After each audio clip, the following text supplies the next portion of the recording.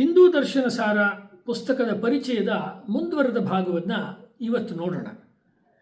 ಮೊದಲಿಗೆ ಅವರು ಪೀಠಿಕೆ ಆದಮೇಲೆ ಚಾರ್ವಾಕ ಫಿಲಾಸಫಿಯನ್ನು ಶುರು ಮಾಡ್ತಾರೆ.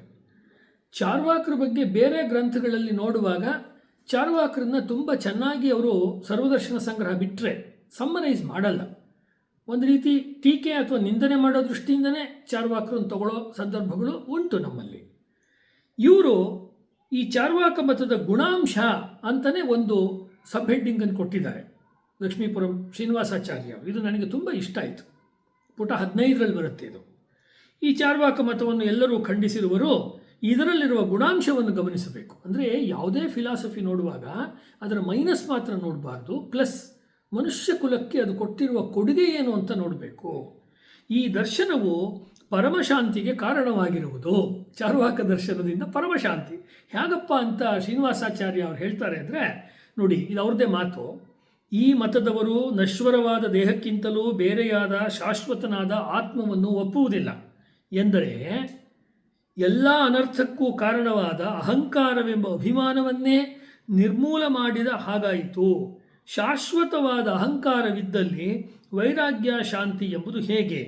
ಮತ್ತು ಇವರು ಕಾರ್ಯಕಾರಣ ಭಾವವನ್ನು ಒಪ್ಪುವುದಿಲ್ಲ. ಇವರದ್ದು ಸ್ವಭಾವವಾದ.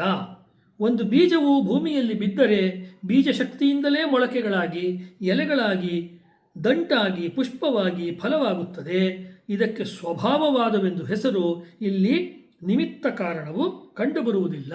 ಇದೇ ನಿರಪೇಕ್ಷವಾದವು ಅಂತ ಇತ್ಯಾದಿಯಾಗಿ ಅವರು ಇದರ ಅನೇಕ ಒಳ್ಳೆಯ ವಿಚಾರಗಳನ್ನು ಹೇಳ್ತಾರೆ.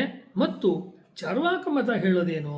ಈ ಪ್ರಪಂಚ ಸುಖವಾಗಿರಬೇಕು, ತಾವು ಸುಖವಾಗಿರಬೇಕು ಮತ್ತು ಕೇವಲ ತಮ್ಮ ಸುಖಕ್ಕೋಸ್ಕರ ಪ್ರಪಂಚವನ್ನು ಹಿಂಸಿಸಬಾರದು ಎಂಬ ಅವ್ರು ಬಳಸೋ ಪದ ನೋಡಿ ಎಷ್ಟು ಅವರಿಗೆ ಒಂದು ಕರುಣೆ ಅಥವಾ ಒಂದು ಸಮಚಿತ್ತ ಇದೆ ಅನ್ನೋದಕ್ಕೆ ಪ್ರಪಂಚಾನುಗ್ರಹ ದೃಷ್ಟಿ ಇರುವುದು ಅಂತ ಚಾರ್ವಾಕ ಮತದ ಬಗ್ಗೆ ಹೇಳ್ತಾರೆ.